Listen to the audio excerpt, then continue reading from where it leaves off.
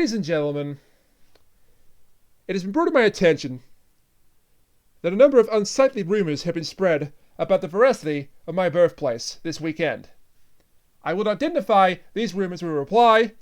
Suffice to say, they are 100% untrue. If anyone says otherwise, they'll be hearing from my lawyers. And now that's out of the way, ladies and gentlemen, welcome back to Doctor Who Reviews. Why the fuck you lying? Why you always lying? Oh my god, stop you fucking lying.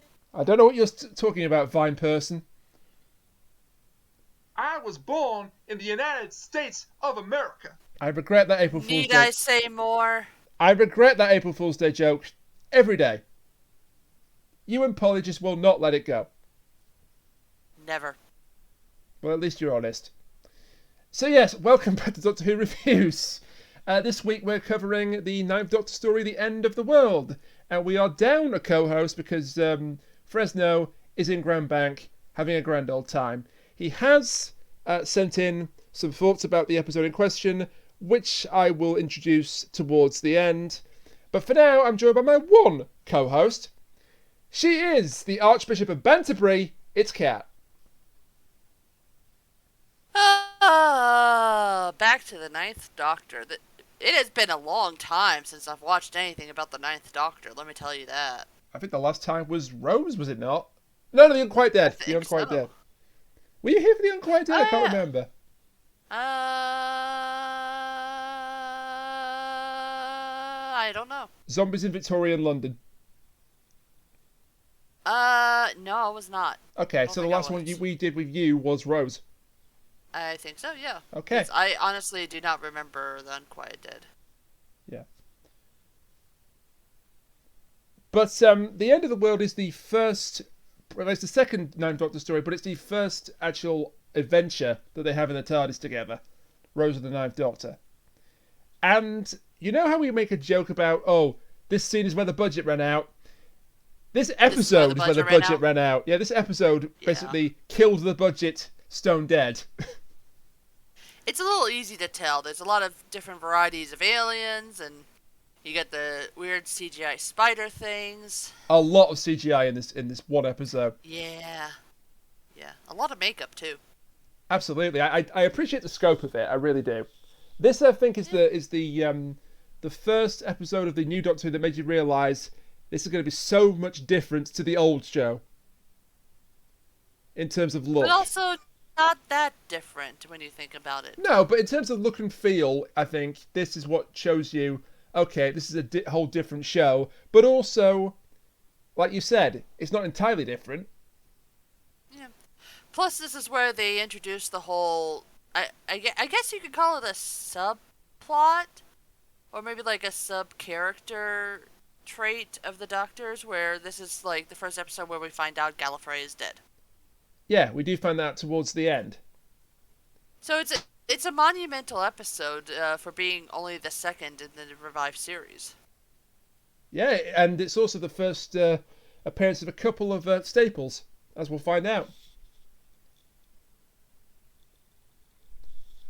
And I think also it underran when it was first filmed, so a couple of scenes were added to pad it out. Well, not pad it out so fair, to make it fit the runtime.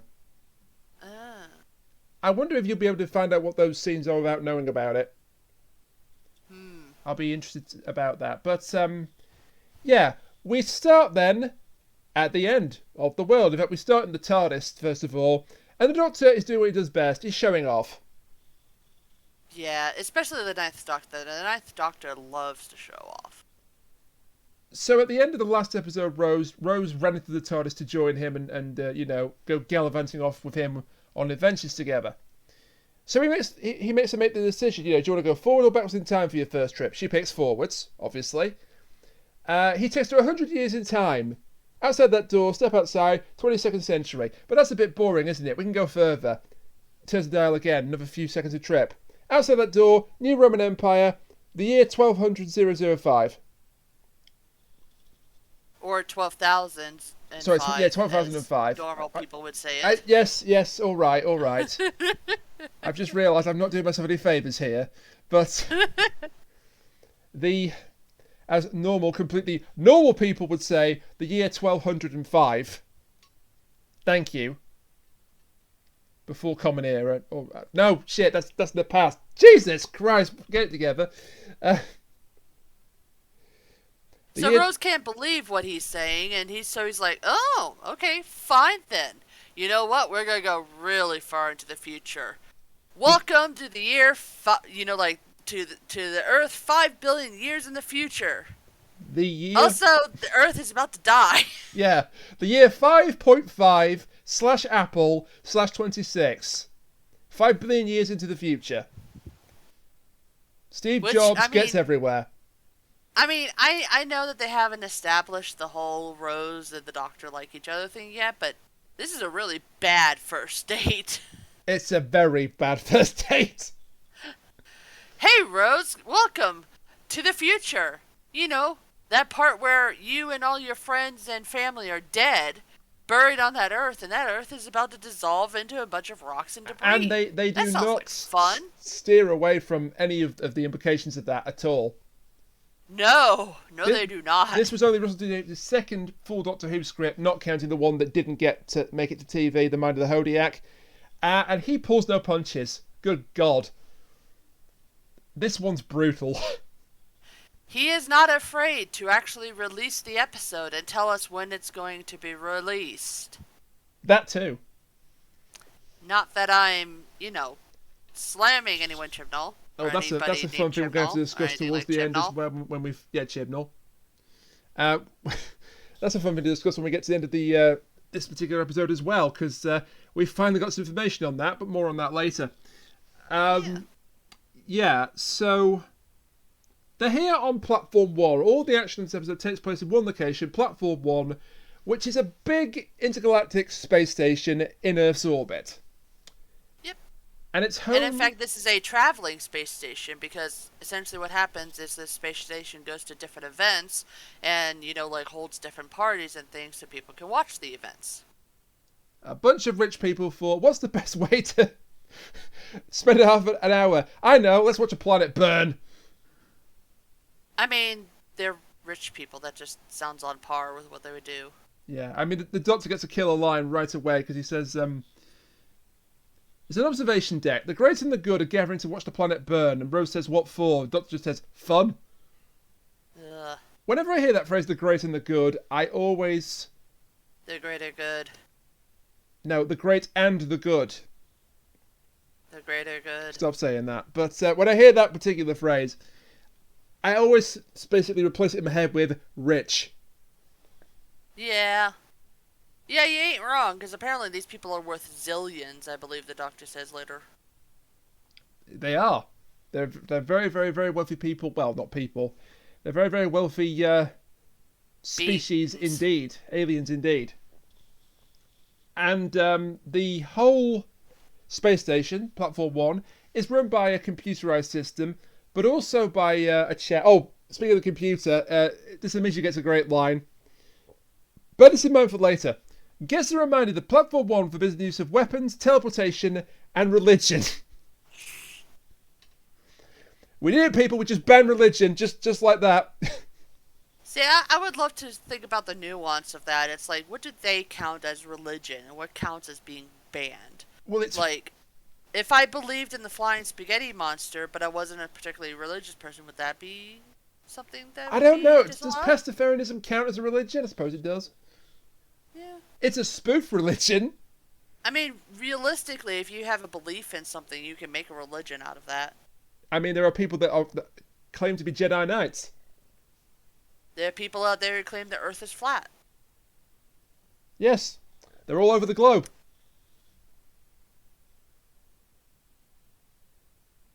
So back to Platform 1. They keep trying to circumvent the issue, but it keeps going wrong for them. I wonder why. I thought for a second there you just dropped out of the call. No, I'm good. That is my favourite tweet ever, though. The Flat Earth Society has members all over the globe. Speaking of flat things, Oh, God, yeah. Also, back to this thing about religion. That's really funny because when you look at the people that are gathering on Platform 1, they include an actual religion. They include a cult. Yeah. But maybe it's a clue because, as you'll find out, not all is as it seems with this particular cult. But yeah, speaking of flat people, and speaking of blue people, because the person in charge of the festivities on Platform 1 is the steward. Yeah. He's blue and he's feeling all right. Well, technically, this entire station is run by blue-skinned people, including some smaller blue-skinned people. Ah, yes, the little attendants who never get a name.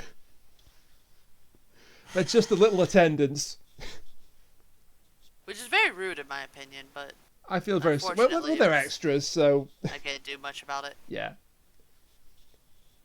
I don't want to say this is a slave race, but it's obvious that they are... Well, seeing as one of them later on says that she needs permission to speak. Yeah. Absolutely right. But it's run by the steward, and here is the steward, and his first line is great. Who the hell are you? Oh, now it's time for the very first use of the psychic paper and the new Who. Yeah, the first use of to spoof an invitation. The first use of a minor expletive in Doctor Who, and the first use since the second Doctor era, I believe, of psychic paper. Yeah. And I mean, it's not like they're going to ever overuse the psychic paper. Never. I mean, it's a decent enough plot device. It gets people, it gets characters where they need to. And ever. It gets characters where they need to be, so I'm fine with it. But yeah, it is a bit of a convenient plot device. Although it did lead to some really good jokes about it, like, you know, why is it full of cursing type stuff. Yeah. I am a responsible adult. It's shorting out, finding a lie too big.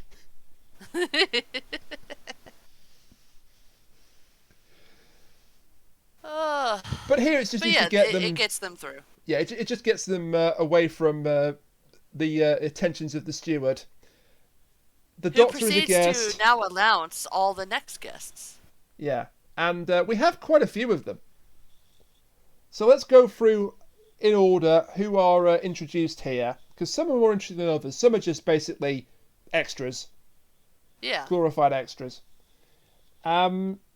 So the Doctor and Rose Tyler are announced because the Doctor says, "I'm a guest. I'm the Doctor." You know, it says the Doctor +1. I'm the Doctor. That's Rose Tyler. She's my +1. Got a problem with that? Oh. So they're now on board officially. Yep. And here come all of the assembled guests. We have the Forest of Cheam, trees. Jabe, Lute, and Coffer. Jabe is the one female of this little group. The steward announced that there will be an exchange of gifts representing peace. More on that later, because that leads to some rather funny moments. From Financial Family 7, the adherents of the repeated meme. Here's your cult. Who are in entirely black robes, and you can't see their face, and quite obviously they are not the bad guys. We promise. Absolutely not the bad guys, yeah. Then we have the brothers Hop Pylene. They're just reptilians with fur. Cal Spark Plug, Mr. and Mrs. Paku. The ambassadors from the city-state of Binding Light. That should be Blinding Light, I think, but it's Binding Light. Well, to be fair, this was years and years before the song went out, yeah. so... And then we have the most important three. So, first we have the Mox of Balhoun. He does absolutely nothing, and then he dies at the end. He is played by Jimmy V, who you might know. I'm bad with names. Who does he play? He would go on to play the little guy in Voyage of the Damned, the Christmas special with Kylie Minogue. He would go on to play R2-D2 in Star Wars. Oh, no, I have no idea who he is. Fair enough, but this was really his sort of really big break. So he's inside that fat suit. I feel kind of bad for him because his whole thing is be gross, spit in Rose Tyler's face, panic a lot, and then die. Yeah. Apparently, Silas Carson was the voice of the box of Balhoun. He was just credited to alien voices, but I believe he was the voice. And Silas Carson, of course, much more famous for being Sutekh in the Pyramids of Mars.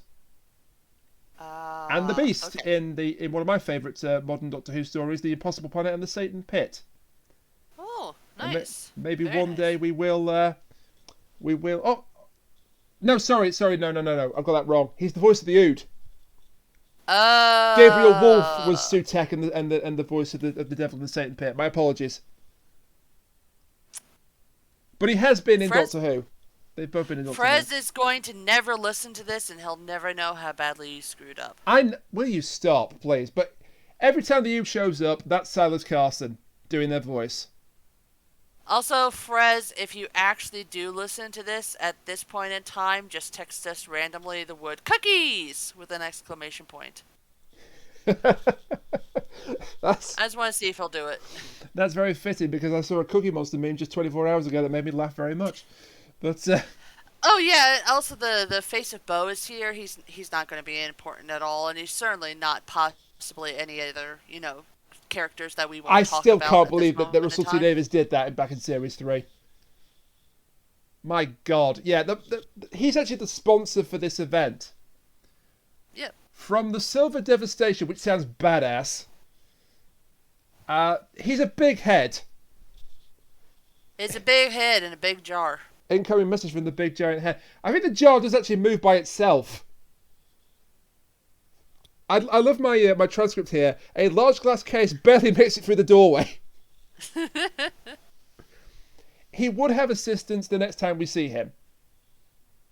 Because spoiler alert. Plus all the little. I guess the only thing I can call them is all the little servants. Let's call the attendants. The little attendants. Yeah. That sounds better. Yes. The little attendants. They help get him through the doorway just about. He's important, but not really in this particular story. He's also potentially another problematic character that we're not going to talk about right now. Again, I can't believe that Russell T did that at the end of Series 3. Yeah. People have been trying desperately to find a way to make that non-canon ever since. But everybody shut the fuck up, because now the most important guest is coming through that door. It's the last living human. Oh God, this character. AKA the CGI budget. Thankfully, she never sings in this, because otherwise she'd be a little flat. Cat. You're going to abuse the hell out of that rimshot, aren't you? Yeah. Not that you don't anyway, but particularly. Who is it that plays Lady Cassandra? It is Zoe Wanamaker. Zoe Wanamaker. Okay. She does really well on this, I think, considering that her character is just a piece of stretched out skin. Basically, yes. Although I will say at some points the performance is a little dry. Oh. And the beat goes on.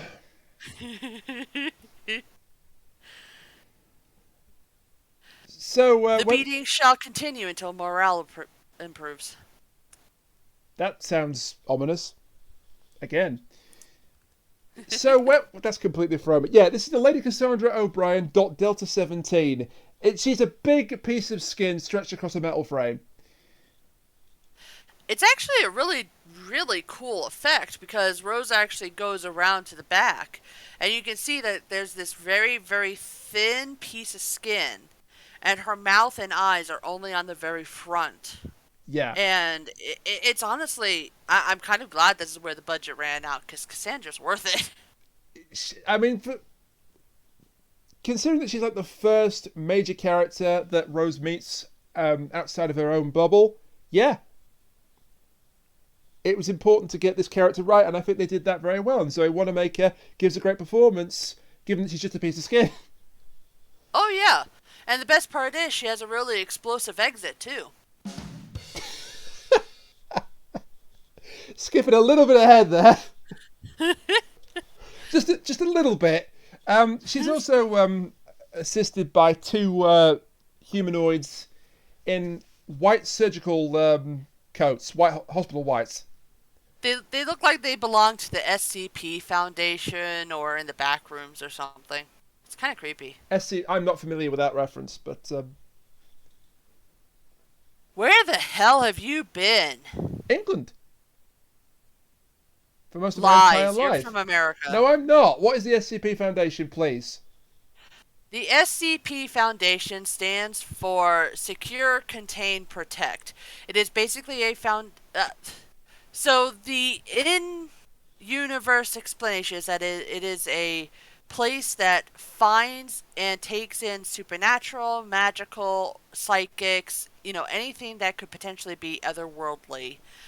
And they put them inside the Foundation and they do a whole bunch of experiments. Like they have a guy who thinks he's God, and he might actually be God. They have a living statue that when you don't look at it, it comes in and snaps your neck, and things like that. Oh! But the actual thing is that it's basically a whole bunch of creepypasta stories that people put in. It's like a fake Wikipedia of all these items that people make up. Right. And then they put it onto the wiki and people can read about them. And they have like all these really intricate stories, and they have reoccurring characters like certain scientists, and some of the beings interact with each other, and it's actually pretty cool. It's like a Wikipedia. It's terrifying, yeah, but it's really cool. So it's like a Wikipedia for urban myths and legends. Not really urban myths and legends. It's also stuff that people make up. Right, okay. And like there was this one Japanese man, I honestly forget his name, but he made this statue, and this statue became the basis for one of the SCPs, and actually there's some legal trouble going on now where the guy really doesn't like the fact that his statue is being used as an SCP. But that's the whole idea, is people get inspiration from pictures and they start writing stories about the pictures and they put it into the SCP Foundation. And it could be anything. It could be extremely dangerous, it could be extremely benign, it could be extremely helpful, and so forth. Yeah. It's basically a giant creative writing project that anybody can join into. That sounds rather cool. It is cool. It's also terrifying because some I'm people sure it's come terrifying. up with the weirdest shit. Yeah. So the time has now come for the guests to exchange gifts, and this is hilarious. Oh boy. The trees bring a small sapling. A Groot, no! clipping from her grandfather. Groot, no! He gives don't her... you hear? Marvel is dead now because it's leaning too much into comedy. What? Yeah, there are Marvel fanboys online going like, it's too much comedy. I wanted to go back to stuff like Endgame. It's like, no, fuck you. Did these people not watch Guardians of the Galaxy? Do these people not read Marvel comic books? I know. Anyway, that's baffling. Anyways. But yeah, the sapling, the Doctor gives Jabe in return the gift of air from his lungs. How intimate. It's like, oh great, they're going to go ahead and start this stuff now. Well, yes and no, because that's the only thing he's got to give these different people. So the Doctor goes around... yeah, but it's still starting the whole every single woman wants to bang the Doctor, it feels like. Yeah, so... And some men. And some in between. He starts breathing on all the people in attendance. Sometimes you don't see it, sometimes it's in the background. He breathes on the adherents of the repeated meme. They give him a large metal ball in return. And they're giving out these metal orbs to everyone, including the steward. Yeah, he's quite surprised because normally he doesn't get anything. He says, I'm just the steward, a gift of peace in all good faith. They use that line again and again, a gift of peace in all good faith. Every time they give out these metal balls. And then the Moxa Balhoun spits in Rose Tyler's face. The gift of bodily salivas. Thanks, you shouldn't have. No, really, you shouldn't have. And Cassandra has the best gift of all. This is hilarious. She has several gifts, in fact. She does. So, the last ostrich egg, she claims it to be. an iPod, which is what? A Brainiac? jukebox. It's a 50s jukebox. It's even better because she's like, we shall have some classical music, and then fucking Tainted Love by Soft Cell play. There's an even better musical joke later on as well with that damn jukebox. Yeah. It is so good. James starts taking pictures, specifically one of the Doctor, but it's not Rose really a camera. leaves. Yeah, it's not really a camera. It's actually a scanner. She's trying to identify the Doctor's Yeah. race, and she finds out what it is, and she can't believe her eyes. Can't be. He belongs in a museum. And then we get a scene that wasn't originally in this script, because the script underran. And so they had to change a few things, and so they added this character that you're about to meet here. She was not originally in the script. Yeah, that one, I would say, that was one of the ones I was going to guess is the one where we meet the plumber, and then also the parking ticket, I'm guessing? I think that was always in as a runaway gag, as a throwaway gag. Okay. But I know this 'Cause that specifically seems was a bit not in the silly. script. I think it's the only one that was definitely not in the script. There were other things that I'll get to later on that had to be removed because of budget. But yeah, this is Rose meets the blue people. Raffalo. Yeah. She can't speak initially. Well, she does. She just says, you have to give us permission to speak. And Rose is like, I give you permission? Yeah. So And it's a little awkward just because it's like, what you said "Oh, about slaves, yeah, you might have Yeah. a point here. Raffalo is a plumber. She's a plumber, and there is something going on. She's got to do some maintenance. I mean, why the plumber's got to do maintenance as well? But it's to do with the face of Bo. Actually, he's not getting his hot water. So Rose's I conversation. don't know with why her, the face of Bo would want hot water, to be fair, but okay. well, maybe he needs it to exist, but Well, I will say one thing. One possibility. So, we know what the face of Bo turns out to be much later on. And wasn't this whole thing where the face of Bo basically did what Missy does later and tries to get the Doctor to do certain things or be certain places? not really. We encounter Bo three It's times. been a while. It's Yeah. been a while. We encounter Bo 3 times here, and then Series 2, and then his final appearance in Series 3. And Bo seems to know that he's going to meet him for the last time at the end of the second appearance. And you're wondering how that is, but which I kind don't of know. supports... It has that feel of I'm trying to get you guys to do certain things, and therefore I'm going to make you do certain things. He could be that, that I know yes. will help. He could be that, but I think But it's because like, even that's a weak explanation.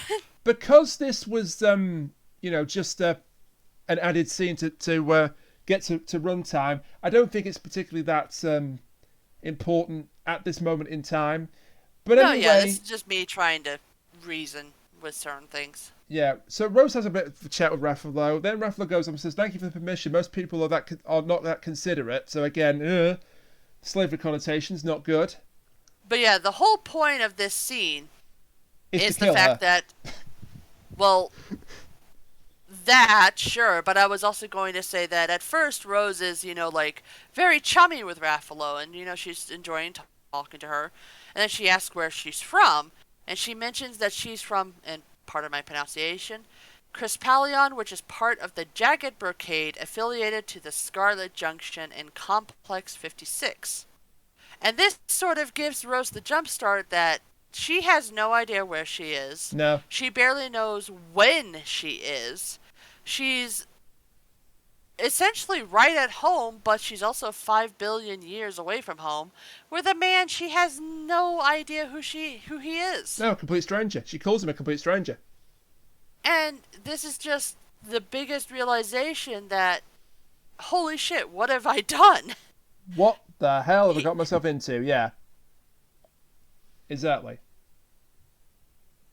And it's like, I think that's semi-important to the whole thing. And that's her only role, because her other main thing here is to die horribly.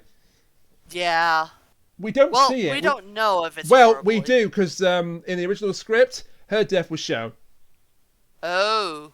And it was not good. That sequence was cut out. Oh. Either it was for time constraints, although, as I say, it underran, or perhaps it was just personal taste. They didn't want to show anything too horrible.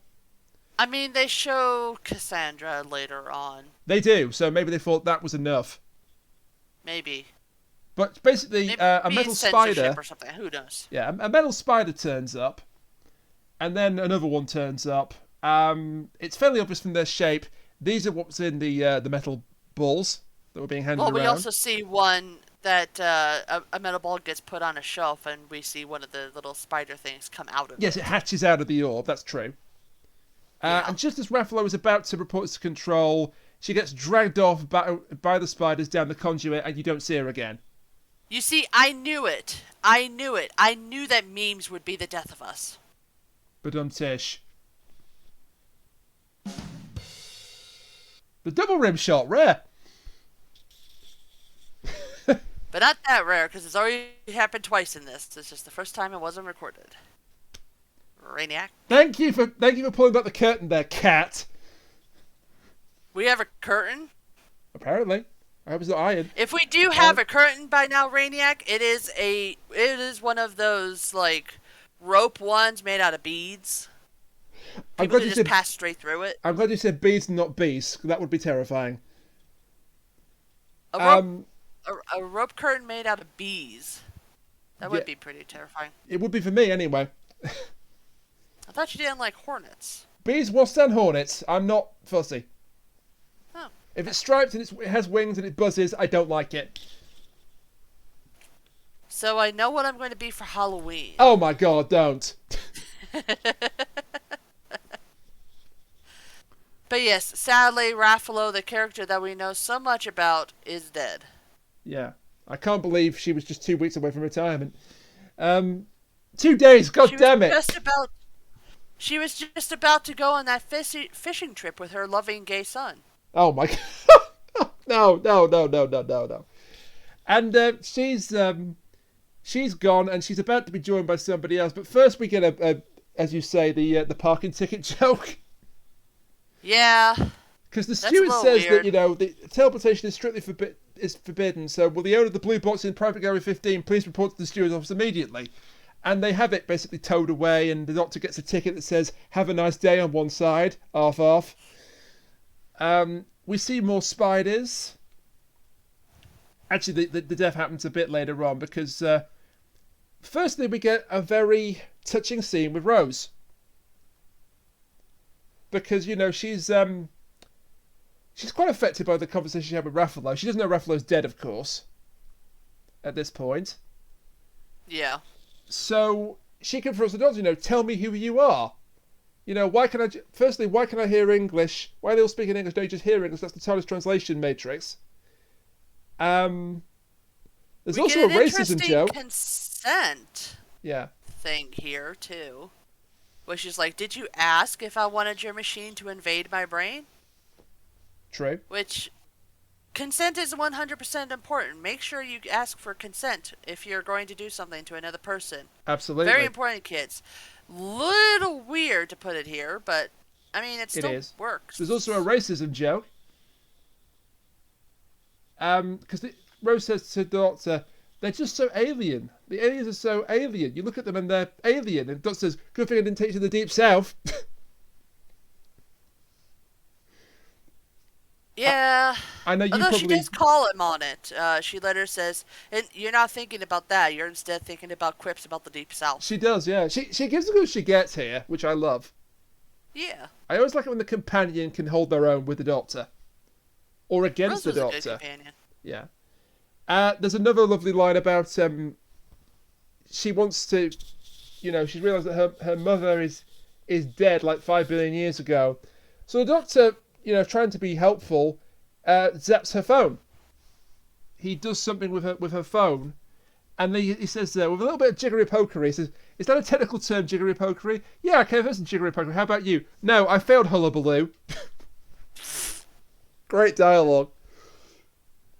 And basically, in the year 5 billion, where the sun's about to destroy the Earth, which, by the way, was being held back by the National Trust with gravitational satellites until the money ran out.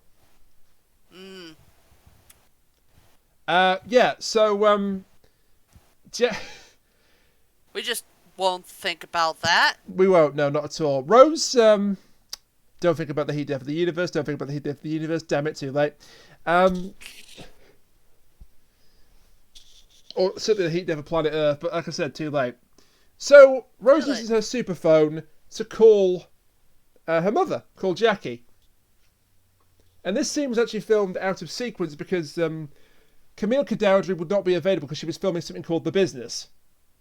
So they did actually film this scene and another scene that didn't make it to air during the production block for Rose. To make time for her to go and film her other project.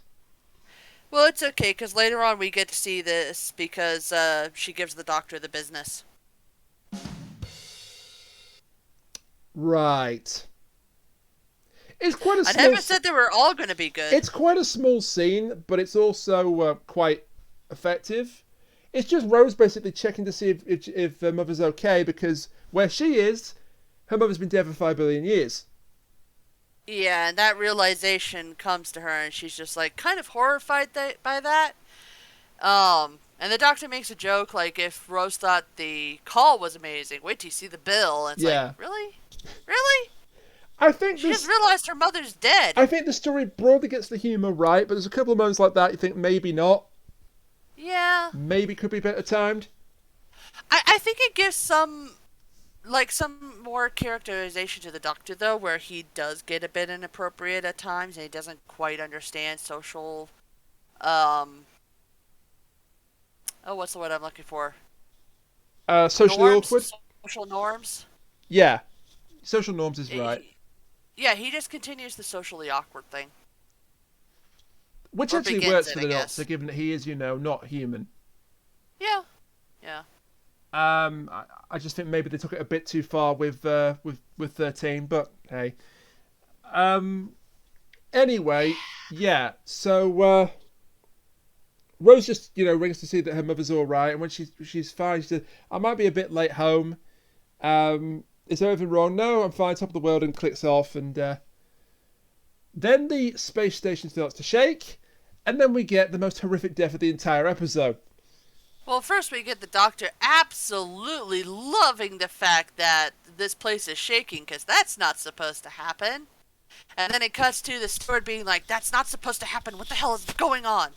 Yeah, he lies to the guest. He says, "Oh, no, guests, be reassured. The gravity pockets may cause some slight turbulence." And then he's down the community going, "The whole place just shook. Everyone felt it. This has never happened before." If this sort of decides to sue, so he starts to scan things, and then metal spider on his desk. They're being picked up all over the station. Little readings, small, made of metal. He doesn't know what they look like till he sees one on his computer. And then the spider hits a button on his keyboard, and 3 words. Sun shield descending. Sun filter deactivated. Sun filter descending, and the white light is coming down from the ceiling downwards, and it's frying the room basically. The poor steward is screaming, "Sun filter up! Sun filter up! No, no, no!" And he gets cooked. Literally. This is terrifying. Yeah, just a bit. He gets subjected to 4,000 degrees. Goes hard. He gets subjected to 4,000 degrees in one go. Poor guy. He wasn't a villain. He was just a steward. But he was in their way.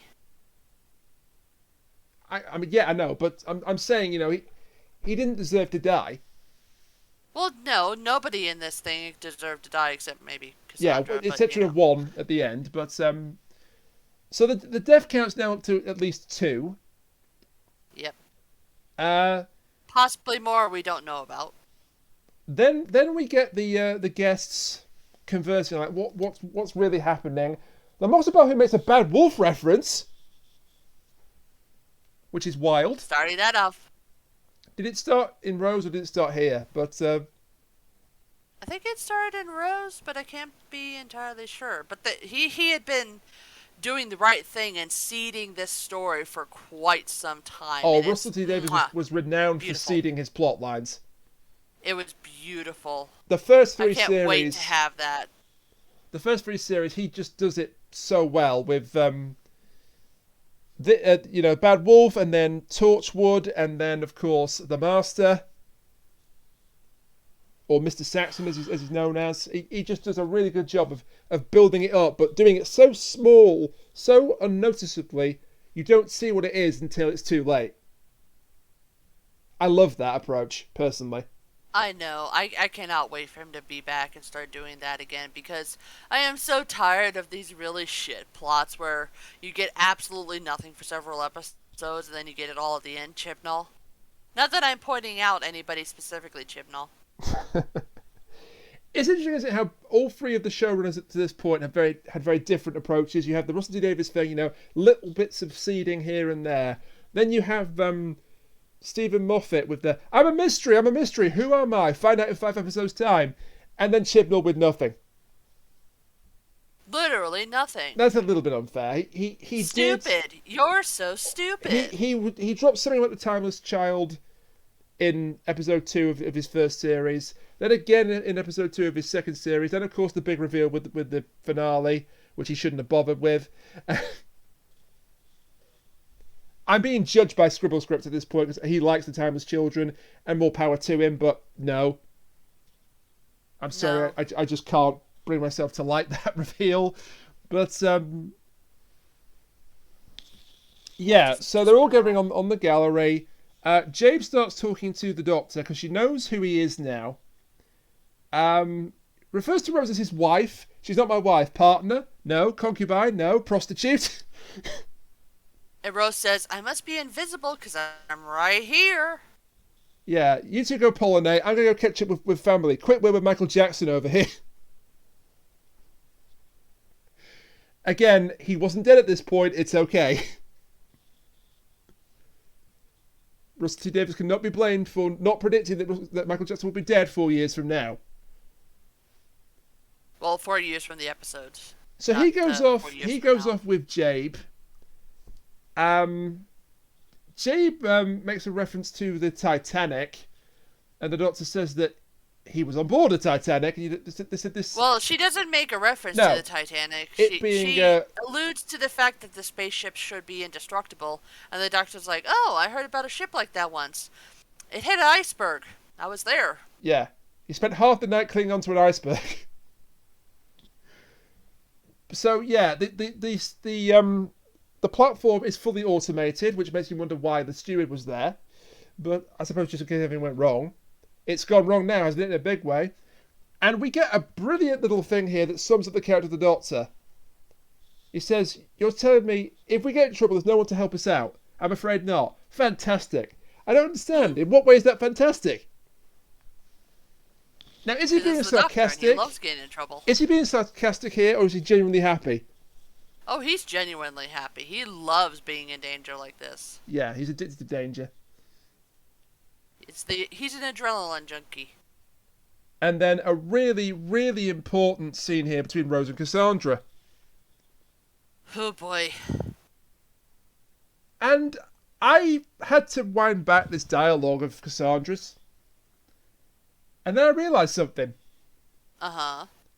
So this was shown in 2005, right?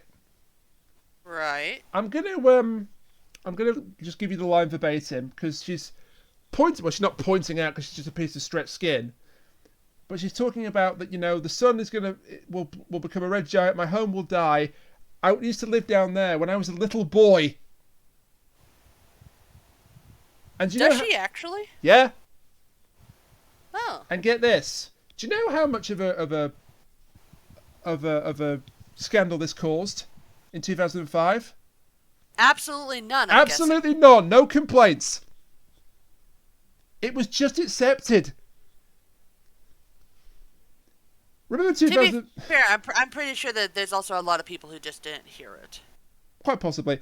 Remember 2005 when the world was better? That's a lie, but... Yeah, I just found that Yeah, interesting just that nobody really complained at all about this. You put that now in the in an episode of Doctor Who. Oh, woke agenda. SJWs. By the way, you leave the smooth jazz Waluigi's alone. God damn it. They've done nothing to you. I'm actually pointing at the screen as I say this, just to let you know. I'm pointing at the screen accusingly. Leave them alone. And then we have some uncomfortable xenophobia because Rose says, "Are you the last human? Where'd the human race go exactly? Oh, mankind has touched every star in the sky. So you're not the last human. I'm the last pure human. The others mingled." And then she calls them mongrels. And, yeah, she calls them mongrels. Skipping right over that, tugging at my collar so hard it's going to come off. Cassandra also mentions that in order to get as flat as she is, she had 708 cosmetic operations, and she plans to get a 709th one to bleach her blood. Ugh. And she says to Rose, "You could be flatter." You have a bit of a chin there. Yeah. And Rose, again, good as she gets, "I'd rather die." Honestly, it doesn't hurt, dear. No, I mean it. I would rather die. Better to die than live like you bitchy trampoline. Jesus. I will say, I know why Russell T Davies did this. He did this because he was so sad about the state of Hollywood. And I think he, who was it he specifically Funny pointed enough, out? Nicole Kidman. Nicole Kidman, yes, and how she was one of the most beautiful women in the world, but because of how thin she was, she looks horrifying. Yeah. Which, the exact quote is, "It was horrific seeing those beautiful women reduced to sticks. Nicole Kidman struck me in particular. I can speak. Nicole is one of the most beautiful women in the world, but she looks horrifying because she's so thin. It's like we're killing these women in public. We watch while you die." Yeah. And he was inspired by that to create Cassandra. Honestly, I get where he's coming from. Absolutely. You know, people talk all the time about fat phobia and, like body positivity. What about the other end of the spectrum, though? What about people who can't gain weight and they are stuck like sickly thin their whole lives? Yeah. What about people who are sickly thin and they're trying to do so to be some sort of ideal that people have determined as correct? What about people with bulimia? Yeah, exactly. Yeah. Trigger warning for any sort of eating disorders, because we're going to talk about that. But, Rainiac will put something way before we start talking about this. Yeah. But it's like, so many people ignore the other half of the equation because being thin is the ideal. That's what people want to be. But there are so many stories and cases of people being too thin, where they're actually underweight and it's hurting them. And it could be on purpose. It could be that they are purging. It could be that, they physically cannot gain weight. It could be that they are very, very sick, like with cancer or something, and they can't gain weight and they're losing weight. And then people get praised for shit like that.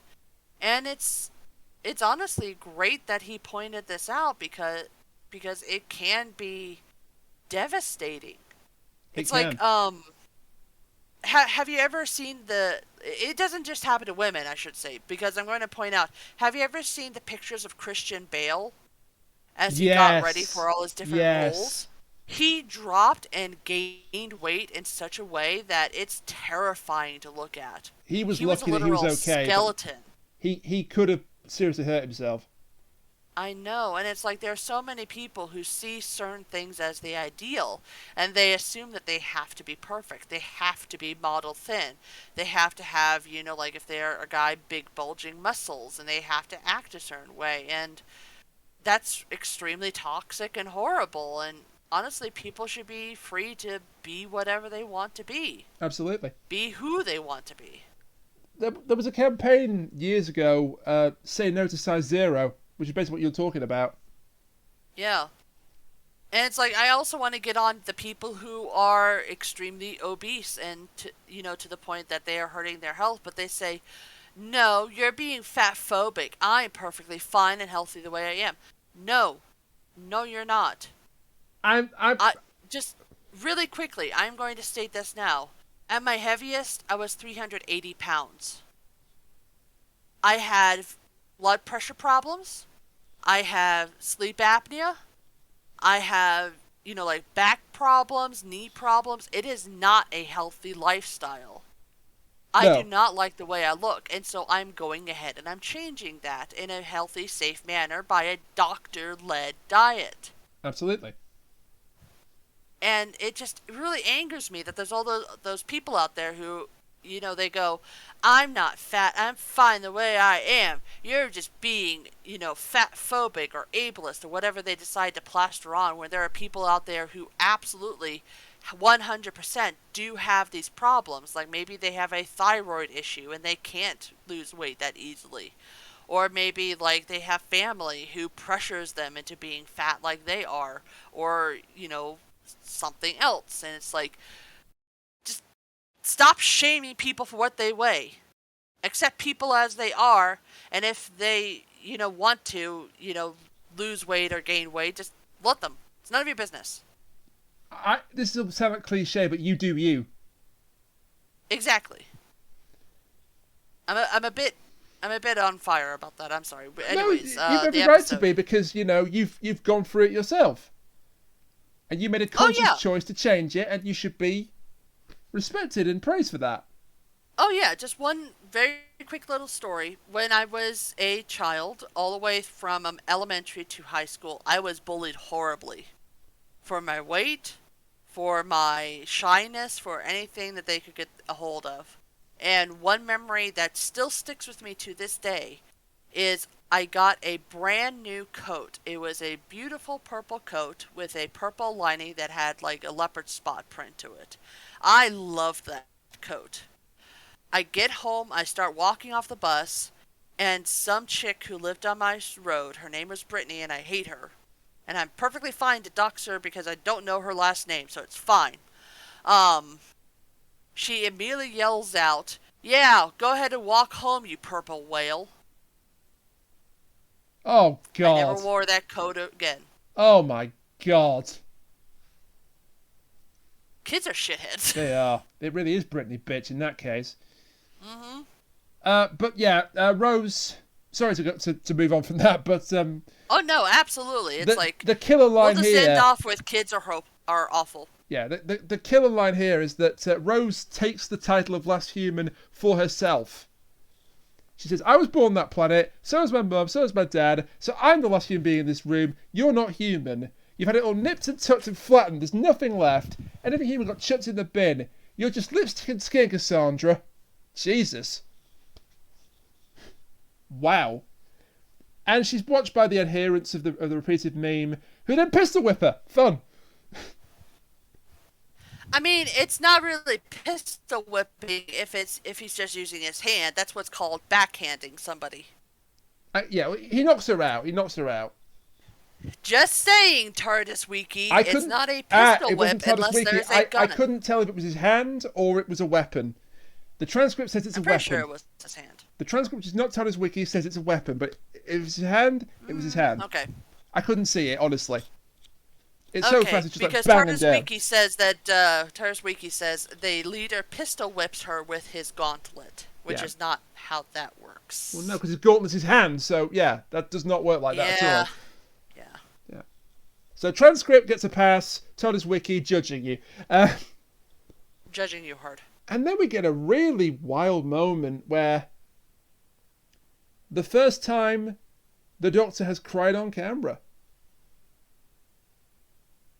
Well, not full out crying. It's mostly his eyes. It's a single tear, but basically Jabe has taken him to one side and said, "What are you doing on this platform with everyone else?" "Oh, I'm honouring the Earth because my ancestors came from here. There were so many species came from that planet. Mankind is one, we're another." And then she turns that on him and says, "What about your ancestry, Doctor? Tell me a story." She said, I couldn't believe it when the scanner named your species. It refused to admit your very existence. And then she just says, it's remarkable you even exist. I just wanted to say how sorry I am. And she puts her hand on his arm, and that's when he has the single tear. And he puts his hand on hers, and it's a very nice moment. Yeah. It's a very sad moment because this is where you first get that hint that something is very deeply wrong. They've gone off to see what's going on, and they discover sabotage because one of the spiders turns up. Jabe then lassoes it basically with a branch. Oh my god! I can't believe I haven't done this yet. The entire time, these little robot imposters are using the vents. I thought you played it with Raffalo because she was literally the engineer or the plumber, but she was in maintenance. Oh my gosh, I apologize to everybody out there. I completely missed that joke. Yeah, fair enough. So the Earth will die in 10 minutes. The Doctor's trying to figure out who the spider belongs to. While that's going on... I guess I'll just have to face the music now. While that's going on, music is playing because this is the second time the jukebox, and this is brilliant. Russell T Davies deserves an award for coming up with this. So they're all gathered on the observation deck, and Cassandra makes a speech and says, Planet's End, come gather, bid farewell to the cradle of civilization, let us mourn her with a traditional ballad, and the jukebox starts up, and it's Britney Spears' Toxic! The best part about this is Toxic was never on a vinyl. No, they had to make one. So they literally had to make one for this. They had to mock up a 7-inch Toxic record. It's fantastic. It's worth it, because this is one of the best gags I can think. Honestly, it's fantastic. I love when people use like the wrong music for stuff, and it's just always hilarious. For some people, the show Pete right here. But yes, this is where we get the moment where Rose is finally in danger. Yeah. So because she is in a room, and hey, guess what? Sun filter descending. Yeah, first sun filter descending. It starts rising first. They're outside the steward's room. They can smell him. Yeah. And then another sun filter descends, and of course, it's on Rose. Of course it is. Of course it is. So the because Doctor quite obviously the evil memes threw her in there. Yeah. The Doctor is trying to basically fight the sun filter, and it starts going down, then it starts going up, then it gets clever and starts locking him out, and all we can do is slow it down. Now, this is where there was going to be a scene where she calls Jackie again. And they do this trick in a Martha episode called 42, where she rings her mother from the depths of deep space. This scene was cut out, so we don't know what was said in it, but presumably Rose would be like very tearful because she thought she was about to die. Yeah. So she'd just tell her mother that she loved her. But they do manage to save her. We don't actually see her again. Because we see cuts of her, but she's not specifically... Once they've got the sun filter down in time, the lock to the door is melted by the sunlight, so she can't get out, but she is safe. He's managed to turn off the sun filter in time, so Rose is safe. And then it's time to try and figure out what is going on here. Here's the Hercule Poirot denouement scene, if you will, where it's revealed who is behind this. So all the guests, apart from Rose, who's still stuck in the room, but safe-ish, are gathered. In comes the Doctor and Jabe. Jabe announces that the steward is dead. The metal spiders have infiltrated Platform 1. And then here comes Inspector Doctor to tell everyone what's going on here. So he's got a spider, and it sort of goes around to everyone. Cassandra keeps ratting people out. The face of Bo invited us, so the face is the one to blame. Go talk to the face, talk to the face, talk to the hand. And that's not a psychic, it's just your hand. or just your face in this case. The spider keeps going with various guesses. It's not them. It goes to Cassandra. It scans her. It's not her. And it stops at the adherents of the repeated meme, of course. Wow, I am so shocked. The people who are dressed all in black and were distributing the spiders, as we've seen before, are in fact the bad guy. I'm shocked. Except, not really. Aha! Because the Doctor is immediately suspicious and says, yeah, but when you think about it, it's kind of obvious, but a repeated meme is just an idea. And the lead adherent tries to hit him. Much like an NFT. Oh, God. Yeah, and this is wild because in 2005, memes weren't really a thing on the internet that much. Well, not yet. No, so this actually precipitated it, and no, not precipitated, sorry, predated it. And the leader goes to hit him. The Doctor rips his arm off. Good God. He pulls out a wire. Man, the Doctor's really trying to rain on their parade, isn't he? How many times have I used that damn monkey clip now? 6, 7, 8. It's alright, I'm just monkeying around. 9 and counting. He pulls a wire out the arm, and all the adherents, who are robots, let's be honest, just go limp. They just collapse on the floor. They were just droids, just remotely controlled droids. Yep, and then the spider starts scurrying off again, and guess who it comes in front of? Oh, it couldn't be Cassandra, herself. Could it? Yeah, it is. It's Cassandra. And then we get a nice bit where the attendants step forward with their little sprayers and go, oh, what are you going to do? Moisturise me? Yes, with acid. With acid. The paddling of the swollen ass with paddles. Honestly, I'm probably going to make you a little bit angry about this, but this whole episode kind of feels like if James Bond was a TV show. No, you're not going to make me angry with that. I think it's absolutely right. James Bond in the year 5 billion. Yeah, because it's like we have this whole adventure and plot. The people get put into easily escapable traps, but obviously they get out because they're the main character. And then we have, Cassandra here just tells the Doctor her whole entire plan, which in this case, basically all of her operations are extremely expensive. And she wanted to create a hostage situation where everybody would pay for the release of all the people who are there. And, again, they're worth like zillions of dollars. And then later she would seek compensation for this. So essentially she would get all these billions of trillions of whatever amount of dollars so that she can continue to pay for her flattening, essentially. Yeah. But it's okay that she was discovered, because it doesn't matter if they all die, because she also holds shares in their rival companies. So if they die, and you know how, whenever there's a change in leadership, the stock market automatically goes down. Yeah. All of her shares will automatically triple, and she'll still get rich that way. Yeah. Also, going back to what you said about James Bond in the future. Yeah. Or is it better known, Dirty Pair? Frez is going to destroy you. No, I put that in for Frez. It was a compliment.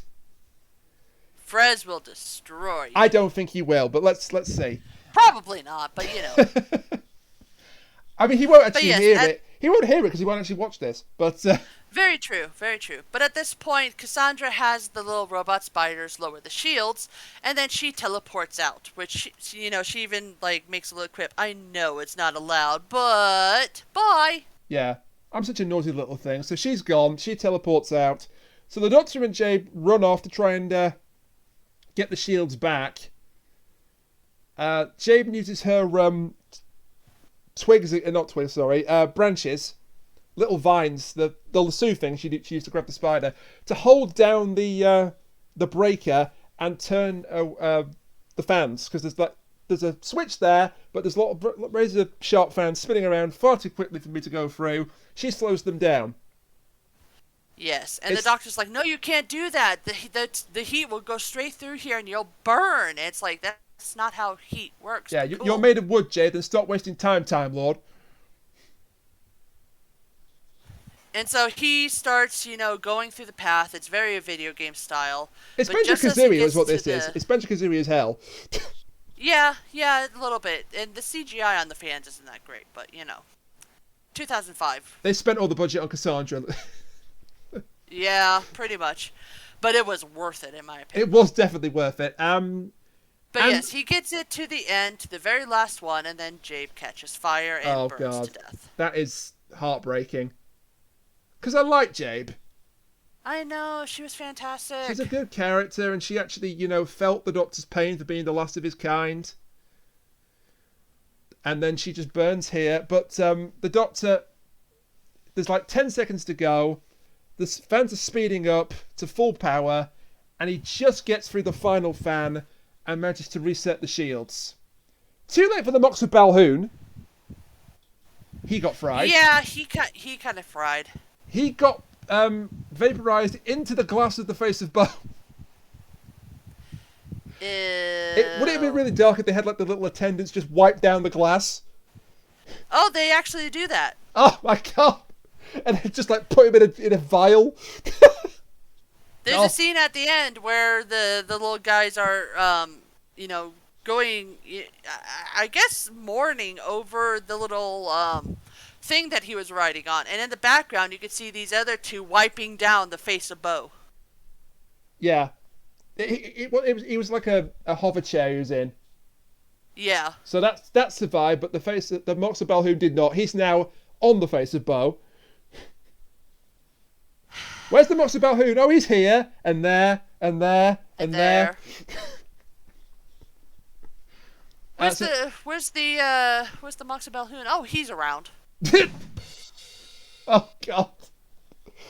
Darkest joke, darkest joke, darkest joke. He goes to tell the trees that Jabe is dead, and they have a little bit of a mourning. And then it's time for consequences. Oh yeah, the Doctor is pissed. Yeah. He's really angry, and Rose he gets to apologise to Rose because she's managed to get out the door now somehow. Maybe the attendants freed her with like cutting gear or something. We don't see it.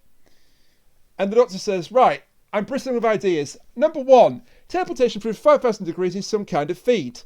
Number 2, this must be nearby." And he gets the egg, the ostrich egg that she left, smashes it open with his fist. Badass. And there's a little metal device inside. Yeah. Number 3, if you're as clever as me, a teleportation feed can be reversed. And you can hear Cassandra talking to someone.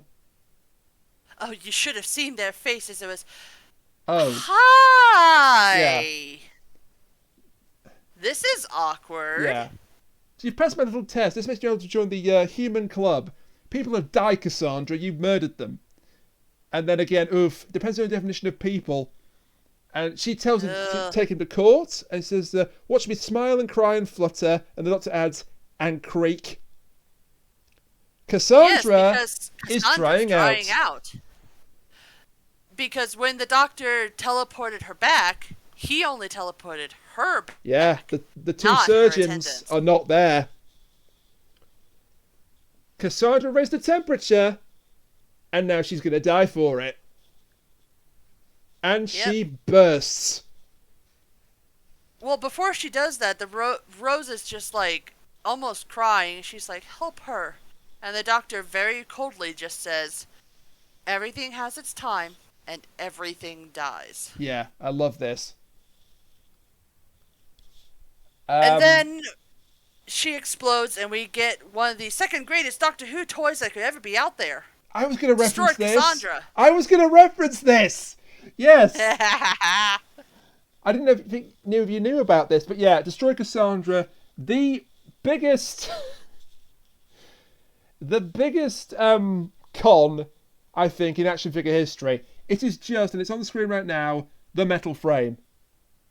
The metal frame, it's kind of weathered and has the brain tank and everything. So it's just like, they sold this probably for like $15. They did sell another version, which was both her and Chip, her little assistant from New Earth. And that's a bit better because at least there's a figure in it, but this was just a metal frame. It's very depressing. Or a plastic frame, but you know what I mean. But also, obviously, we know that Cassandra comes back later on because he destroyed her face, but not her brain. Yeah. And then she was literally speaking out of it. Anyway, final scene then. That's not a joke, by the way. They actually say that. A piece of skin was stitched from another part of her anatomy that survived. And it just happened to be her backside. And then we get a final scene where they go back to Earth to show Rose that, it burned, planet Earth burned, but it's here now. You're okay. The Doctor does not have that luxury. No. And now we get the explanation. Gallifrey is gone, and the Doctor is the last Time Lord in existence. And surely, in several years' time, this will not be retconned to be in something entirely different. And this is the absolute truth. Moving swiftly on, though. Absolutely. Yeah, he talks about the Time War. He refers to himself as the Time Lord for the first time. Not just the Time Lord, the last of the Time Lords. He's travelling on his own because there's no one else to travel with, apart from Rose. And he gives her an out. She doesn't take it. And so she says, I smell chips. Do you want some chips? I really want some chips. Yeah, okay. Before you get me back in that box, chips and you can pay. No money. Again, another long-running feature of this show. And Rose mentions that they only have 5 billion years before the shops close. Yeah, and that's our final line. Roll credits, roll trailer for The Unquiet Dead, which we've already done. Well, you didn't do it, but some of us already did, yes. So what did you think about the end of the world, then? I feel fine about it. Badum-tish.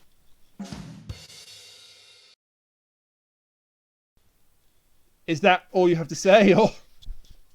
No, this is an interesting episode because, quite obviously, it introduces a lot of important plot points. Gallifrey and how the Doctor feels about it. It talks about Rose and her feelings of, just essentially getting on the TARDIS with a complete stranger, not knowing what she's doing. It establishes, some of the characterization and what's going to happen in the future. But also, it's got its problems. It's like there's a lot of racist jokes. There's a lot of, jokes that kind of do not work very well, in my opinion. Which you could technically say that's a sign of the times, but also that doesn't mean it was right. Just saying. So, I believe Kuchiri said that he gives this, it's not bad, but it's not good, and I kind of agree with that. It's still fun to watch, and I still absolutely adore Cassandra, but it wasn't the greatest thing in the world. I enjoyed this one quite a bit. I think it's a very important episode for the show in general, because of the number of firsts it has. The psychic paper, the first time you see the Doctor shed a tear, Rose's first adventure in the TARDIS, of course. The first mention of the Time War and him being the last of the Time Lords as opposed to just a Time Lord. All of that. And I love the scope of it and the sheer ambition of it and all the various different aliens in the background and the fact it's all taking place in more or less one location apart from the end and the phone call to Jackie Tyler. Does it have its problems? Yes, it does. One or two of the bits of the dialogue are very cringeworthy now, looking back at it in 2022. But, as you say, I don't want to excuse it being a product of its time, but it wasn't a problem so much back then, is all I'll say. It wasn't that much of a problem back then, or as much of a problem back then. It's not the best Ninth Doctor episode. Why did I say the first Doctor then? Good God. Ninth Doctor episode. I suppose it's the first of the revival, but no. But it's pretty good. I think it's pretty good, and strong performance by Zoe Wanamaker as Cassandra. Glad that she returned for New Earth. Yes. Feel very sorry for the poor steward. That's a horrific way to go. Yeah. And it's just brutal. Yeah, not bad at all. And we couldn't be joined by Frezno this week, but he did, as I said earlier, drop in his thoughts, and so take it away, Frezno. Hello, Doctor Who Reviews. It's your old pal Frezno, coming to you from a basement in Grand Bank, Newfoundland. And on this old CRT, I just watched The End of the World. And so, here are a few thoughts. I found The End of the World to be quite enjoyable, and its biggest takeaway for me was its use of contrast. It contrasts the working class with the rich elite, and it especially contrasts humanity with the alien, used a perfect midpoint with Cassandra. Reprehensible as Cassandra may be, with her bigoted views, she's a villain that, for better or worse, you kind of love to hate. And of course, we can't talk about The End of the World without talking about that stellar ending. The Doctor, having seen the destruction of planet Earth, then shares the story of the destruction of Gallifrey with Rose, and takes his first steps towards healing from the Time War. So that's good. Episode was good. See you next week, Rainiac. Thank you for that, Frezno. So, next week is... Oh, it's your pick. There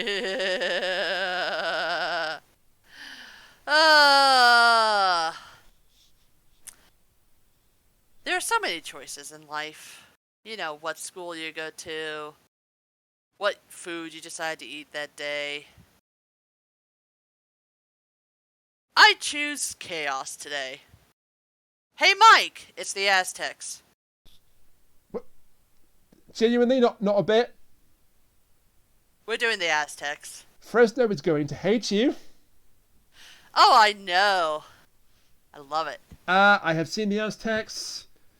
It's bad. You've picked a doozy here. You want to know something fun, Rainiac? What? I decided one day I was going to try watching classic Doctor Who because I had heard so much about it and I wanted to get into it. Guess what the very first thing that I saw was? Oh, the Aztecs. The Aztecs. Guess why I stopped watching classic Doctor Who for a little while? Yeah, I will say one good thing about it. This is just another one of those, like, let's just get it out of the way. It's less problematic than the Ark. That's about all I will say that's good about it. And it's not even that much less problematic. It's not even that much less problematic than the Ark either. But yeah, Aztecs next week. Before we get to the wrap up, incredibly, we have some news on the centenary episode. Oh shit, do we? Yeah, we still don't have an air date, although I think October 23rd has been suggested. It might be the air date. We have a title though. Oh. Doctor Who magazine published a lot of details, which I'm not going to go into because people might want to keep themselves spoiler free.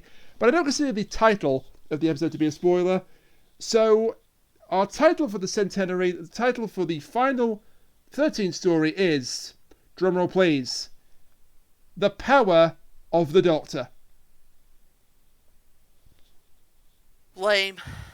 Well, we had the name of the Doctor and the night of the Doctor and the time of the Doctor. Well, currently the power of the Doctor is just to stand there while other people do stuff for her, so... I'm calling it right now. The power of the Doctor is love. I would not be surprised, sadly. And they also talk about a Sherlock-type twist with the Doctor and the Master. If they make them siblings, I will flip a table. They're siblings, aren't they? I will flip a table if that's the case. Well, no, they can't be siblings, because then that would mean that the Master is also from the other universe, and it's totally that they're siblings, isn't it? I will flip a table live, and I will actually, do it live in the podcast, because that would be the final nail in the coffin. So where can you find all these lovely people, Rainiac? While we cry. You can find all these lovely people on Twitter, @ReviewsDoctor, individually @RainiacTheManiac, @ConclaveUsurper, @FreezingInferno, and @TheKashiri. And for twitch.tv, it's /Rainiac, /ConclaveUsurper, /FreezingInferno, and /TheKachiri. By The Tower in the Trees by Sean Dillon. By Back to the Nth Volumes 1 and 2 by Krista McTeer. And join us next time for... What was it again? Oh, that's right. Problematic shenanigans abound. My death at the hand of Frez. That, and also William Hartnell stars in The Aztecs.